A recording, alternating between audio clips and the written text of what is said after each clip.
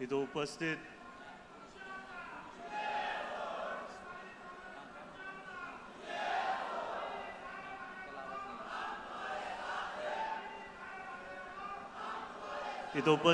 सन्माननीय व्यासपीठ आणि सर्वच माझे बारामतीकरांचं कुटुंबाला इथं बघून मला भरभरून येतं आहे, कारण माझी शेवटची सांगता सभाला जेव्हा आपण सगळे समोर आलो तेव्हा मी दादांच्या समोर भाषण केलं आणि आज वहिनींसाठी आणि दादांसाठी गावागावी फिरताना सगळ्यांच्या मनात एक आशा दिसत होती, दादांचं प्रेम दिसत होतं, दादांची आठवणी दिसत होते.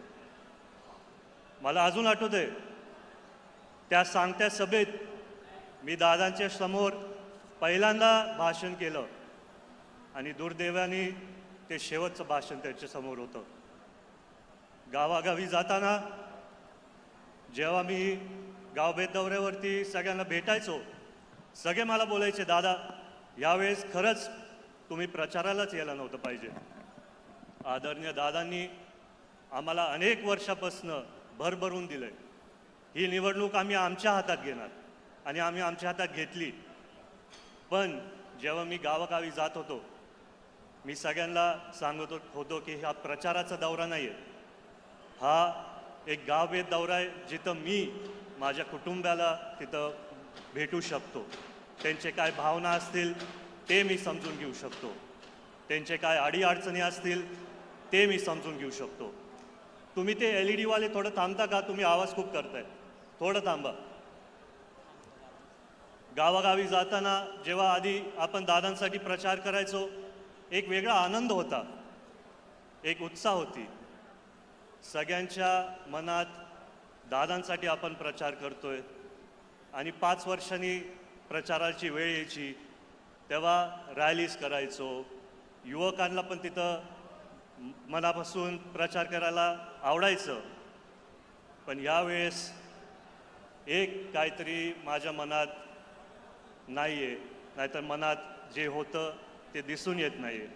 दादांचा आवाज दर रात्री जेव्हा आमचे दौरे संपायचे विधानसभेचे, मला माहिती आहे इथं सगळे आपले कार्यकर्ते, पक्षातले पदाधिकारी, सहकारी आहेत, कितीही व्यापामध्ये दादा व्यस्त असले असते महाराष्ट्रभर, त्यांचा रात्री फोन यायचा, काय रे जय, कसा झाला रे दौरा, कुठल्या गावात काय अडचण आली, कुठल्या गावात काय तातडीने करायचं गरज आहे. आणि आज तो आवाज आपल्या सर्वांच्या मनात आणि हृदयामध्ये. पण आजही जेव्हा मी गावागावी जात होतो, मी घरी गेल्यानंतर तोच दादांचा आवाज माझ्या मनात. एकदम ठामपणाने बोलायचे, जयड्या रडायचं नाही, लढायचं. तसंच आज तुमच्या समोर परत येऊन दादांच्या आशा माझ्या मनात असून मी इथं भाषण करू शकतो. मन तर भरून येतं, पण दादांसाठी आणि वहिनींसाठी कायम त्यांच्या मनात आमचे बारामतीकर. तुम्ही दादांचे भाषण बघा, कुठल्याही भाषणात ते डायरेक्ट बोलायचे माझे बारामतीकर. एका मुलाचा आणि वडिलांचा नात्याच्या हिशोबाने मी शाळेत असताना त्यांना विचारायचो, दादा तुम्ही रात्र दिवस काम करता, रोज तुम्ही काम करत जाता, थोडं कुटुंबाला वेळ द्या. त्या काळात मला ते एवढं समजलं नाही. पण जेव्हा दादा बोलले की जयड्या सर्व बारामतीकर माझं कुटुंब आणि सर्व महाराष्ट्रातली जनता माझं कुटुंब. पण आज मला कळतंय की दादा एवढं मोठं कुटुंब मला तिथं सोडून गेलेत आणि त्याच्यामुळे आपण एकत्रित एक इतिहास घडवू शकतो यावेळेस.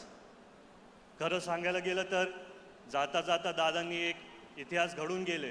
वहिनींना राज्यातले पहिला महिला मुख्यमंत्री उपमुख्यमंत्री त्यांनी केलं. पण आज जिथं पण दादा असतील ते एक आशाने आपल्या सर्वांकडे बघत असतील की अनेक वर्षापासनं मी माझ्या बारामतीकरांसाठी रात्र दिवस झटलो. आज इतिहास आपण सर्व घडू शकतो. आज गावागावी फिरताना भरपूर पत्रकारांनी मला एक प्रश्न विचारला की तुमचे मित्रपक्षातले पण सहकारी ज्येष्ठ नेते तिथं प्रचाराला येत आहेत आणि तुमच्या कुटुंबातले पण लोक तिथं प्रचाराला येत आहेत. तुमचे काय भावना आहेत? मी त्यांना सांगितलं की दादांनी त्यांच्या आयुष्यात जातीपातीचं राजकारण कधीच केलं नाही. दादांचं योगदान महाराष्ट्रभर भरपूर होतं आणि दादांनी सगळ्यांना एकत्रित घेऊन तिथं काम केलं आणि त्याच्यामुळे खरी दादांसाठी श्रद्धांजली नाहीतर आदरांजली असली असती जर ही निवडणूक बिनविरुद्ध झाली असती. पण नियतीमुळे तसं झालं नाही आणि आज सगळेच मित्रपक्षातले कार्यकर्ते असतील, ज्येष्ठ नेते असतील, सर्वच बारामतीकर एकत्रित येऊन एक इतिहास घडवायला एकत्र येत आहेत. कारण आपल्याला या 23 तारखेला दादांचं नाव इतिहासात एका लेवलवरती जाऊन ठेवायचे जिथं आपण सर्व दादांना व वहिनींना 2,40,000 मतधिक्यांनी निवडूनच आणू शकतो.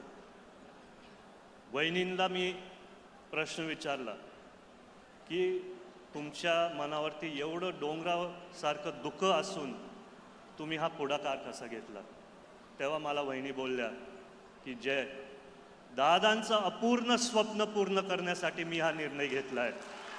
जो आधार दादा सगळ्या बारामतीकरांसाठी होते तशीच मी कष्ट घेणारे तो आधार सगळ्यांसाठी तिथं असायला. आज गावागावी फिरताना मी सगळ्यांना विनंती करतो की जसं दादांवरती तुम्ही अनेक वर्ष एवढं प्रेम केलं, जसं दादांनी तुमच्यावरती अनेक वर्षापासून प्रेम केलं, आज 23 तारखेला आपल्याला आदरणीय वहिनींना ते प्रेम दाखवायचं आहे आणि आपण वहिनींना ते प्रेम दाखल्यावर ते त्याच तातडीने त्याच शक्तीने पुढे जाऊन ते कामं करू शकतील. मी दादांचे जुन्या आठवणी गावागावी जाताना खूप यायचे. दादांचं एक भाषण जिथं असेच भरभरीत सभेत कोणतरी दादांना बोललं, दादा आय लव्ह यू, आणि दादा बोलले पहिला बायकोला जाऊन लव्ह यू बोल. मग माझ्याकडे तिथं लक्ष गेलं आणि मग परत काही दिवसानंतर दादा कागदपत्र वाचत होते आणि परत कोणतरी बोललं, दादा आय लव्ह यू. दादा हसून बोले आय लव्ह यू टू. आणि आज मी दादांचा उल्लेख करणारे तुमच्या सर्वांसाठी सर्व बारामतीकर आय लव्ह यू टू. मागच्या सभेत मी एक घोषणा केलेली शेवटी की बारामतीचं लेख अनुक्रमांक 1, पण आज आपण दादांसाठी जिथं पण ते असतील परत एकदा सगळे टॉर्च काढून नुसतं दादांना श्रद्धांजली अर्पण करू.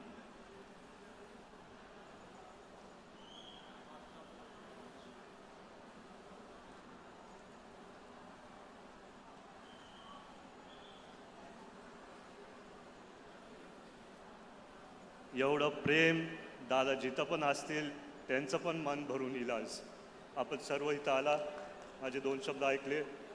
जय हिंद, जय महाराष्ट्र, जय राष्ट्रवादी. धन्यवाद दादा. जय दादा यांनी सांगितलं की आदरणीय दादा इतिहास घडवून गेले आणि आदरणीय वहिनींच्या माध्यमातून आपण नवा